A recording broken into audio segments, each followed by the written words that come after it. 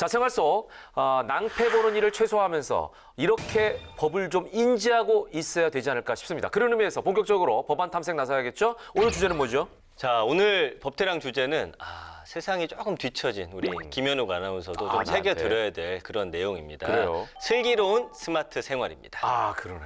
제가 스마트폰도 잘 못 다루거든요. 의미가 있는 주제네요. 자, 오늘 주제를 들어보니 똑똑해진 생활을 제대로 누리기 위한 법안이지 않을까 생각이 드는데 과연 어떤 분이 슬기롭게 그 문제를 풀어가고 계실까요? 그분은 바로 요 분입니다.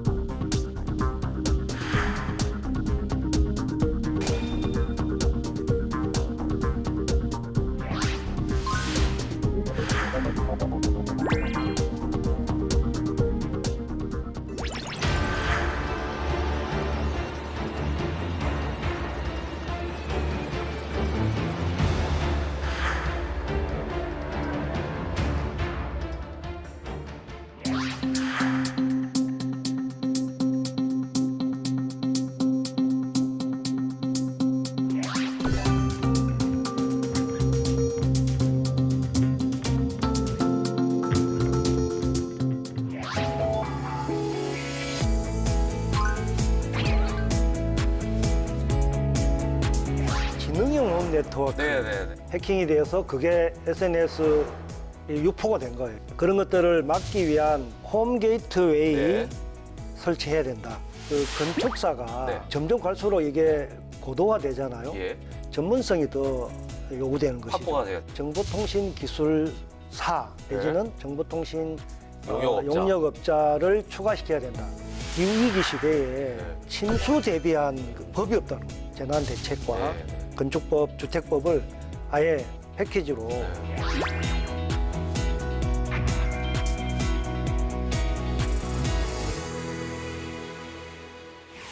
뚝심에 실력까지 갖추셨다는 이분, 160여 년 전 김정호 선생이 우리의 보물이죠. 대동여 지도를 만드셨다면 오늘날 국회 김정호는 좋은 법을 만들기 위해서 노력하고 계시다고 평가하고 싶네요. 자, 김해시 을이 두 번에 걸쳐 선택한 사나이 김정호 의원께서 함께하셨습니다. 어서 오십시오. 네, 네. 반갑습니다.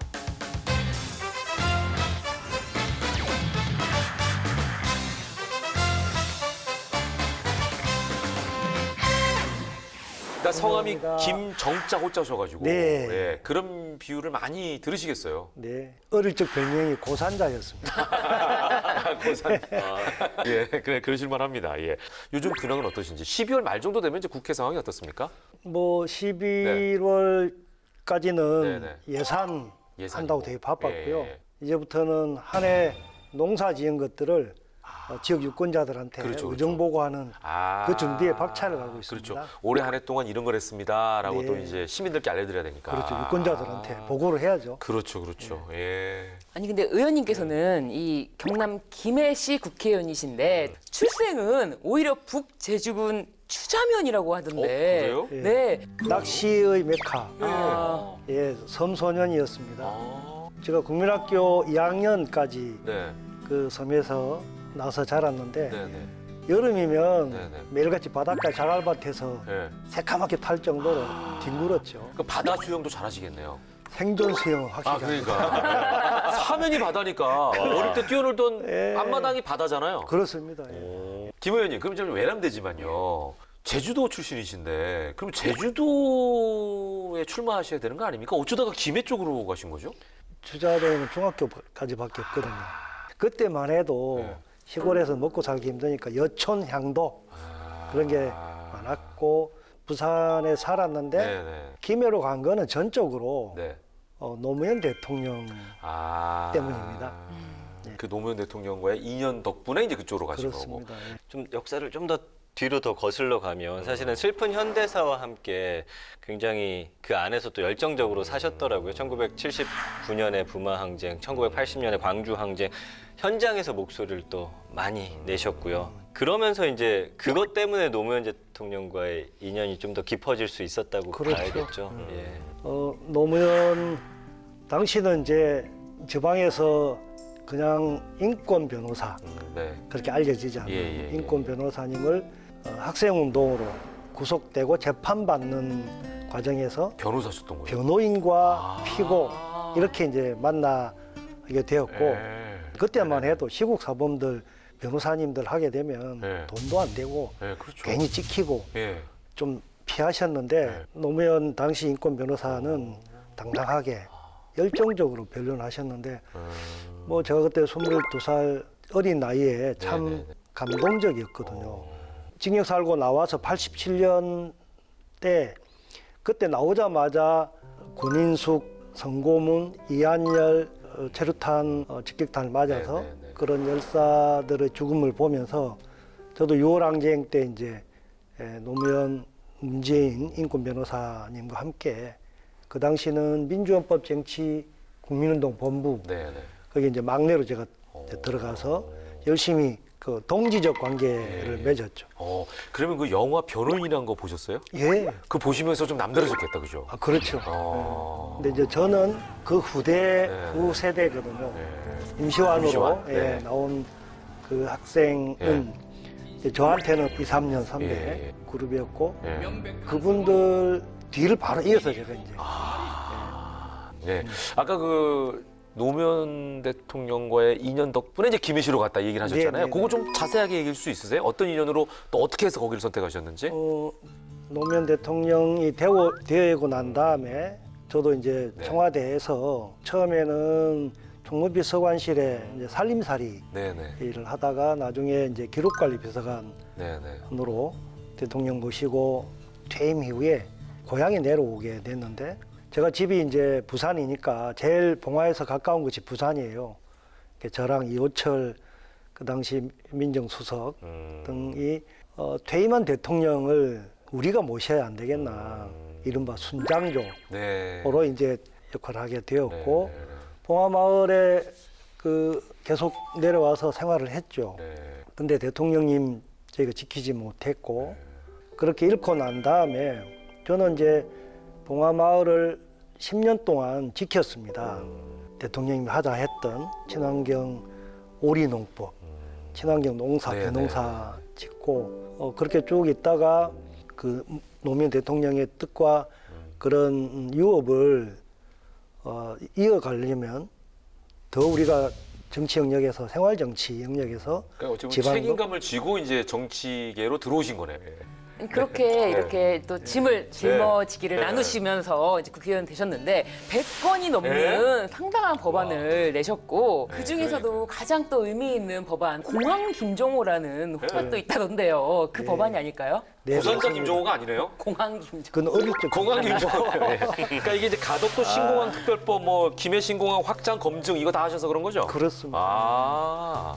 그 사실 농사 지을 때는 김해가 공항 소음이 항공기 소음이 있고 뭐 안전하지 않다 이거는 그냥 언론상에서 한 번씩 느꼈던 네네네. 정도인데 제가 막상 이제 국회의원 출마한다고 할 때 우리 지역에 제일 핫한 이슈가 뭐냐 이렇게 의견을 이제 쭉 수렴하셨군요. 예, 네. 모니터링하고 네. 전문가들 자문고 하니까 그 국토부가 추진하고 있는 김해 신공항 예. 이게 소음은 진짜 머리에 예. 지고 손폭탄을 그렇죠, 지고 그렇죠, 사는 그렇죠, 거고 그렇죠. 예.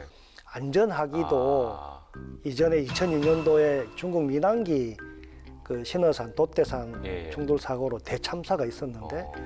그런 것들이 상존하고 있다. 아, 위험지역이다. 그래서 여기다가 만들면 안 된다. 예, 신공항을 만든다고 하는 것은 그런 위험이 더 가중되는 네, 네, 것이기 때문에 절대 안 된다. 이러시더라고요. 특히 이제 그 김해공항 같은 경우는 네네. 북쪽에 산이 있어요. 원래 이게 군사공항이었거든. 비행기는 안전하게 이착륙하기 위해서는 15km 예. 거리를 3도 이하로 이렇게 각도가 3도 정도 딱 예. 아주 완만하게.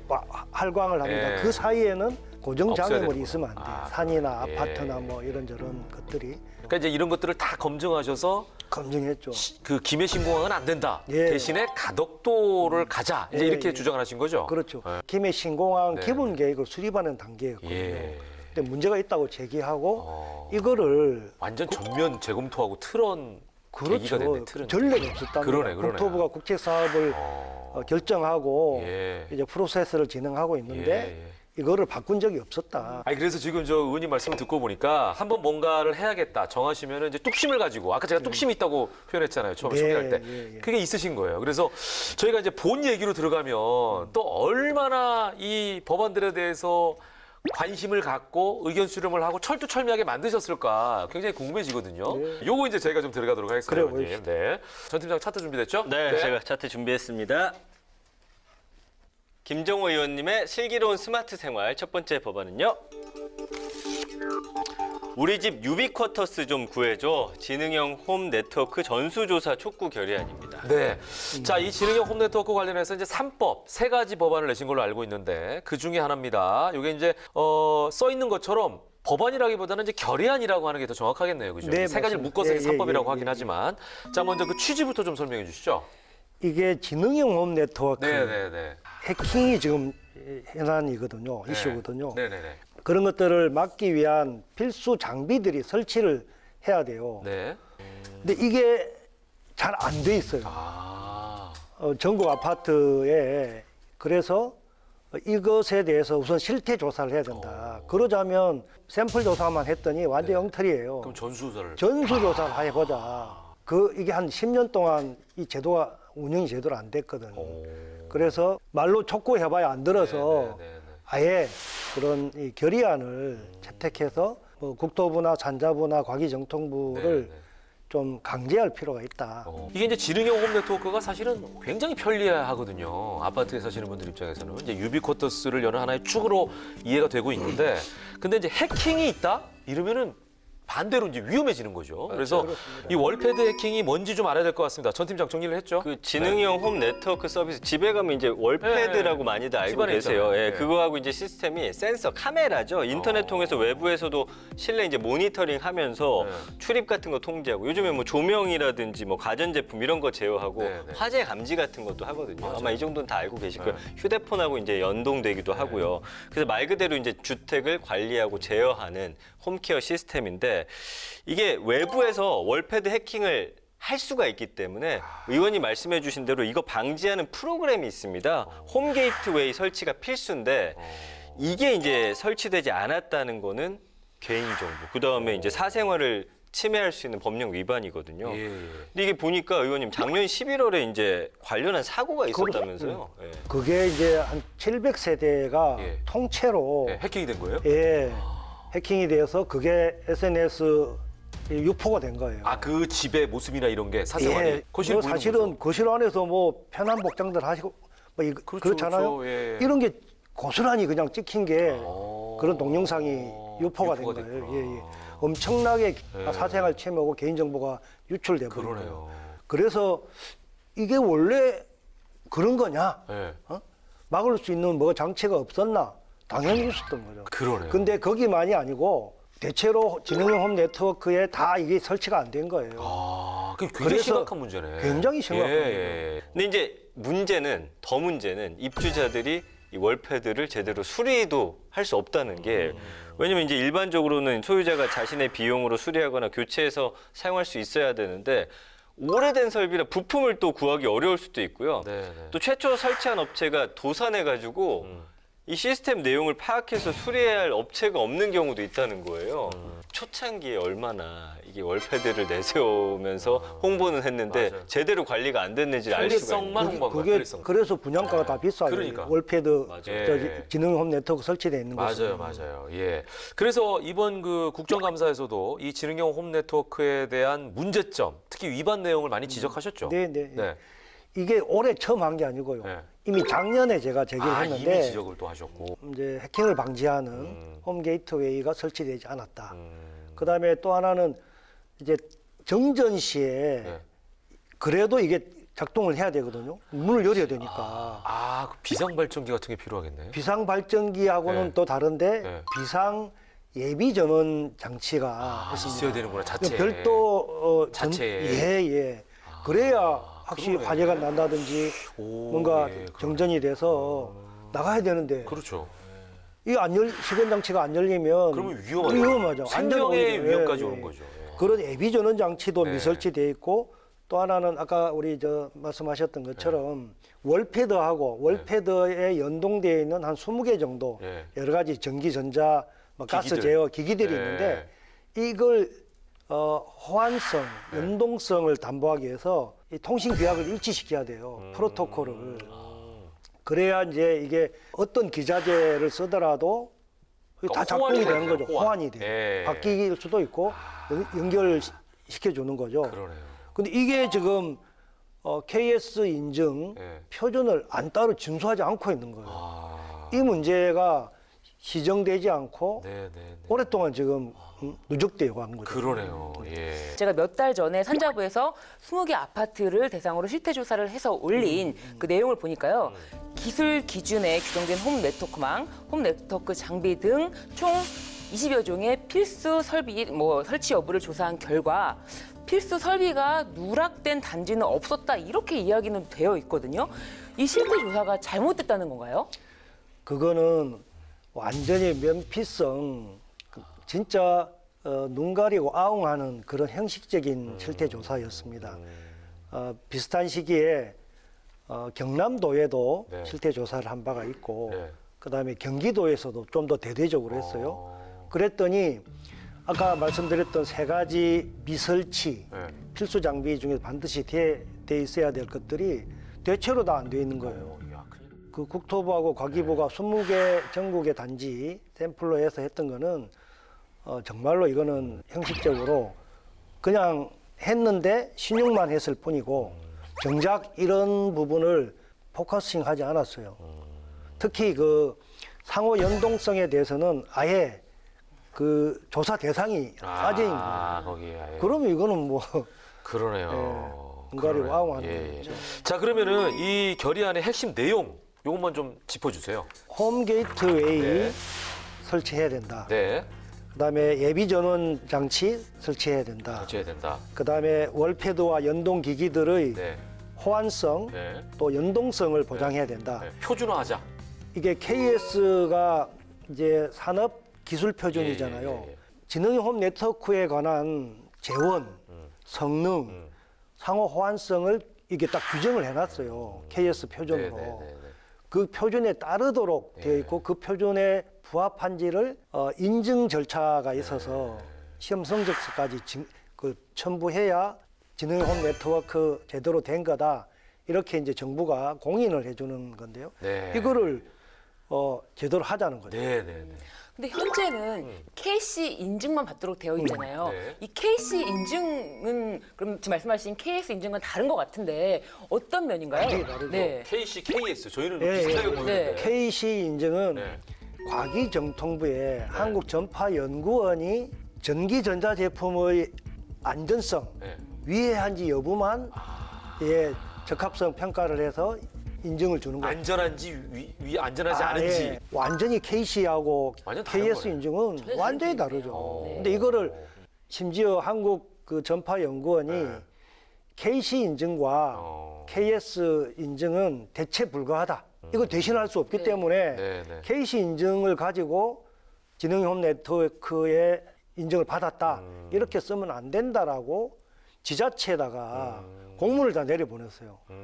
그게 올해 초입니다. 그러네요. 완전히 완전히- 판단 기준이 다르네요. 이거 단순한 전자기기가 예, 아닌데 예, 예. 안전성뿐만 아니라 여러 가지 기술적인 부분이라 있는데 호환성까지도 따져야 되는데 성능 재원이 그러니까 안 나와 이 있고. 자체가 다른데 예. KC로 그동안 잘못 예, 인증을 예, 했다. 예, 예. 이 부분을 좀 지적하시고 근데 이제 두 가지 다 고치는 받아야 상황이네요. 돼요. 예. 이게 전기 제품이기 아, 그럼 때문에 KC 다? KC 인증도 네네. 받아야 돼요. 네네. 근데 그것만으로 부족하다. 충분한 게 네. 아니에요. 저희 셋도 벌써 아파트에 살고 있는데 우리나라 인구의 한 70% 이상이 아파트에 살고 있잖아요. 이게 이제 계속 반복이 되면 위험성에 계속 노출돼 있다 이제 이런 생각이 드는데 네. 빨리 이 결의안을 통해서 어떻게 보면 제대로 좀 만들어가지고 이런 그 사생활 침해라든지 안전성 부분이 확보가 됐으면 좋겠다 바람을 가져봅니다. 자, 계속해서 두 번째 법안으로 넘어가 보겠습니다. 네, 김종호 의원님의 네. 슬기로운 스마트 생활 두 번째 법안은요. 네. 홈 네트워크 설계에 정보통신 용역업자는 필수, 정보통신공사업법과 건축법 개정안입니다. 네. 아까 제가 이제 3법이라고 말씀드렸는데 하나는 이제 첫 번째 결의안이고 이제 두 개가 요거네요. 정보통신공사업법 그리고 건축법 요 두 가지 이제 예, 개정안인데 요거는 이제 핵심 내용이 뭔지 좀 소개해 주시죠. 현행법에는 그 건축사가 네. 그 정보통신 관련된 설비의 그 설계나 네. 그 감리를 맡게 돼 있어요. 근데 이게 이제 점점 갈수록 이게 고도화되잖아요. 예. 전자제품들이. 근데 이렇게 된다면 네. 이거는 전문성이 더 요구되는 것이죠. 확보가 돼야 되죠. 예, 예. 예. 근데 요 설계나 감리에 예.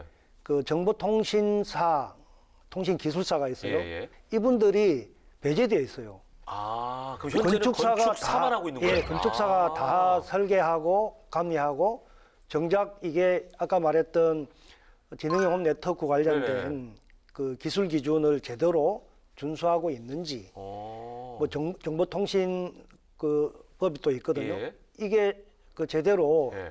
현장에서 지켜지고 있는지 예. 등을 전문가가 안 보면 잘 모르지 않습니까? 그렇죠. 건축업자는 어떻게 보면 외형적인 부분이고 정보통신 용역업자가 사실은 소프트웨어적인 부분인데 어떻게 보면 이게 좀 잘못돼 있네. 두 가지 다 그러니까 봐야 되는데. 건축업자가 이제 원도급자라고 보면 그렇죠, 그렇죠. 이제 전문가들한테 예. 그러니까 정보통신기술사한테 설계나 감리를 이제 하도급을 줍니다.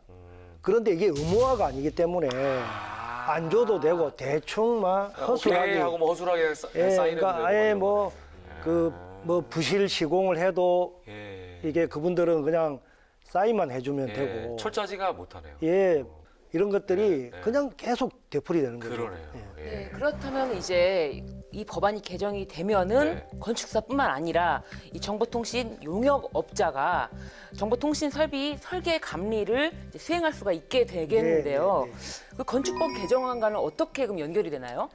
그 건축법 개정안은 지금 그 67조에 보면 네. 전문 기술자 협력을 적시는 하고 있거든요. 네, 네.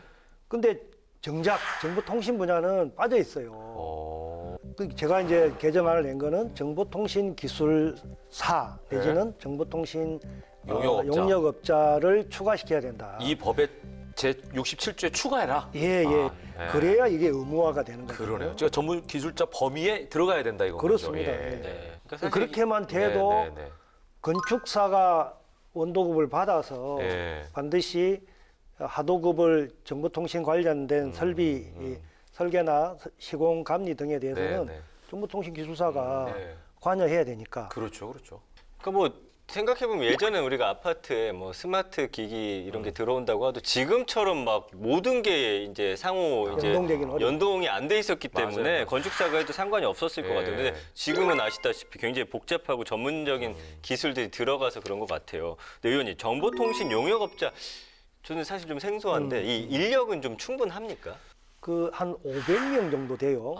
우리나라 전체요? 예, 예. 많지는 않네요, 생각보다. 많지는 않은데 네. 그동안 이 업력이 네. 건축사들이 뭐 대체하다 하다 보니, 했기 때문에 네.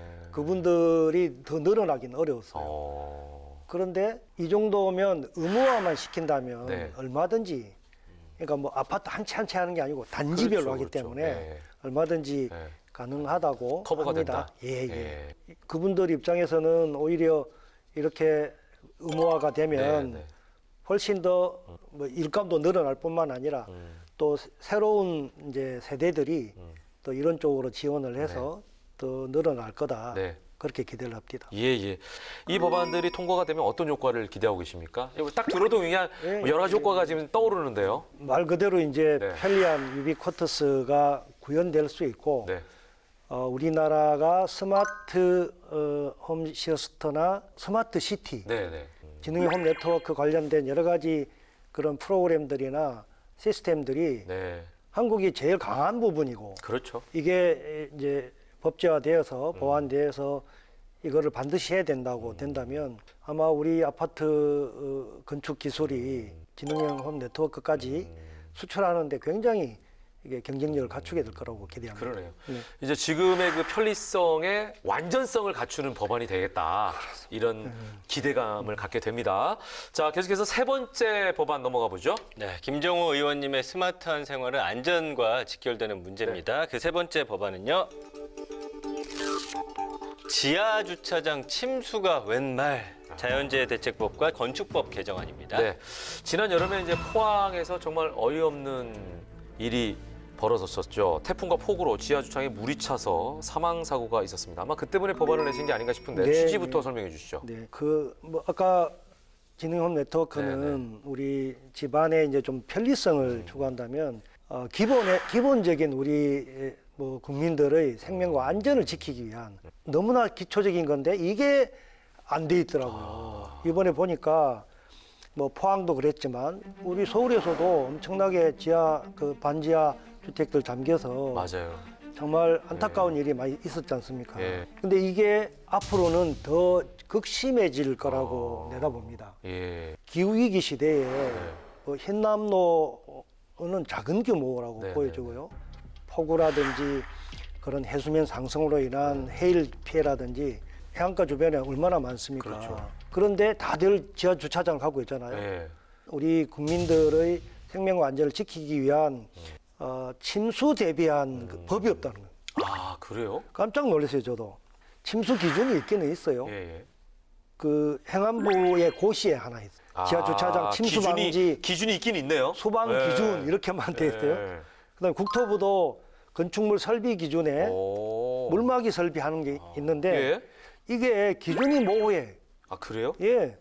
그다음에 전국에 한 5군데 지자체 조례가 있던데요. 네. 이게 제각각이고 지침을 통일시키고 기준을 명확하게 할 필요가 있었습니다. 그래서 침수방지법이라고 예. 생각할 정도로 예. 재난 대책과 네, 네. 건축법을 아예 패키지로 예. 침수 대비한 어. 그런 방지법으로 그러니까 입법 특별히 발의됐습니다. 여러 가지 그 건축물에 적용되는 법 중에서 요거는 침수 대비에 그렇습니다. 방점을 네, 찍는 네, 그런 네, 법안이네요. 예. 그 지난 폭우 때 이제 서울에서도 좀 안타까운 희생자들 발생을 했잖아요. 근데 이 서울에 방제지구로 또 지정된 곳이 하나도 없다고 하던데. 네. 그러면 이게 방제지구가 도시에는 적용이 안 되는 거예요, 신변? 네. 현행 관련 규정인 국토계획법 시행령에 따르면 이 방제지구라는 것은 연안 침식 관리 구역으로 지정된 지역과 풍수의 3사태 등의 동일한 재해가 최근 10년 내에 2회 이상 발생하고 또 인명 피해를 입은 곳 동일한 재해 발생 시 상당한 피해가 우려되는 지역인 경우로 지정하도록 되어 있는 거예요. 그렇기 때문에 도시에 지정되기는 좀 어렵습니다. 그러네. 그리고 또 현행법상 이 침수 위험 지역에 지어지는 국가나 지방자치단체 공공기관의 일부 공공 건축물에만 침수 대비 시설 설치를 의무화하고 있거든요. 그렇기 때문에 이렇게 민간 건축물은 사실 침수에는 좀 무방비한 상태입니다. 예. 야, 이 법안이 굉장히 중요한 것 같은데 핵심 내용 좀 알려주시죠. 자연재해 대책법은 침수 방지 시설 유지 관리를 강화하는 거고요. 위반할 때는 과태료 부과하자. 그다음에 이제 주택법에 대해서는 침수 방지 이 설비를 반드시 네네. 설치하도록 의무화하는 겁니다. 그래야 이제 대비를 할 거 아닙니까? 지금은 대비를 안 하고 있으니까. 그러네요. 네. 예. 아무튼 기존에 없었던 이 침수 관련된 법상의 구멍이라고 할까요? 이 부분을 이제 네, 의원님께서 입법 비비죠. 예, 메우셨다. 네, 네. 예, 이런 의미가 있을 것 같고요. 앞으로 침수 피해가 좀 덜하지 않을까 이런 예. 기대감을 갖게 됩니다. 자, 이렇게 해서 세 가지 법안 저희가 살펴봤습니다. 우리 생활과 환경이 변화한 만큼 네. 그에 따라서 생긴 입법 공백을 의원님께서 이렇게 꼼꼼하게 채워주시고 계신 것 같아서 그런데 또 보니까 이 여성기업법이나 이 발전소 주변지역법 여기도 관심 있게 또 통과시키셨더라고요. 이 발전소 주변 지원법은 네네. 제가 이제 산자위에 에너지 관련된 그런 것들 다루다 보니까 발전소 주변의 그런 열악한 네네네. 지역 주민들 정말 그 발전소 주변에 계신 분들이 제일 농민들이나 어민들이 많고 네. 근데 이제 이게 사각지대예요. 예. 그러기도 하고 여성 부분도 마찬가지인데 제가 이제 농사를 한 10년 짓고 주로 지역에서만 지방에서만 하다 보니까 네네. 의뢰 입장에서 이 좀 뭐가 문제가 생기는 거는 아. 좀 더 눈여겨보게 되고 예. 그래서 뭐 최대한 메꿔보려고 저라도 좀 거들어 보려고 했습니다. 예. 마지막으로는 어떤 입법 의정 활동 목표를 갖고 계신지 이 말씀만 좀 듣고 저희가 마무리를 좀 하도록 하겠습니다. 예. 전 지구촌 차원에서 네, 네. 기후 위기, 아, 맞아요. 기후 위기 대응은 이게 선택이 아니고 필수입니다. 특히 화석 연료를 줄여서 재생 에너지로 에너지 대전환을 해야 되는데 네, 네. 그래야 이제 이산화탄소 저감이 되고 그렇죠. 온난화를 낮추어서 예. 지금 뭐 굉장히 빠른 속도로 해수면이 상승하고 극심한 기후 변화. 변화를 네. 겪고 있지 않습니까? 6번째 멸종이 우리 인류일지도 모른다 이런 위기감 있는데요. 이 관련해서 재생에너지 확대하고 기후위기 대응하는 에너지 대전환 이런 쪽에 지금 탄소중립위원회 위원장을 맡고 있습니다. 그러니까 민주당에. 시류를 다 읽고 가시네 지금 보니까 이번에 이제 에너지 쪽으로. 이제 당연하고 예, 그러니까요. 이미 하고 예, 있었는데 그러니까, 예. 그런 위기가 격화돼서 네, 네. 서둘러야 된다는 거 하나 하고 또 하나는 또한 산자위이기 때문에 산업 고용 위기들이 다 지방입니다. 그래서 4차 산업혁명 시기에 디지털 전환 매우 시급한 과제고 지방에 있는 중소기업들의 또한 생존의 문제거든요. 그쪽과 관련된 그런 입법이나 네, 네. 제도적 장치들을 만드는데 역점을 두려고 합니다. 네. 아유, 저 실력도 좋으신데 뚝심까지 갖추고 계시니 마찬가지 앞으로 그 말씀입니다. 좋은 성과가 계속 나지 않을까 이런 생각이 들고요. 저희도 늘 의원님 가시는 길을 응원하도록 하겠습니다. 오늘 귀한 시간 내주셔서 고맙습니다. 네, 건강하십시오. 고맙습니다. 수고하셨습니다.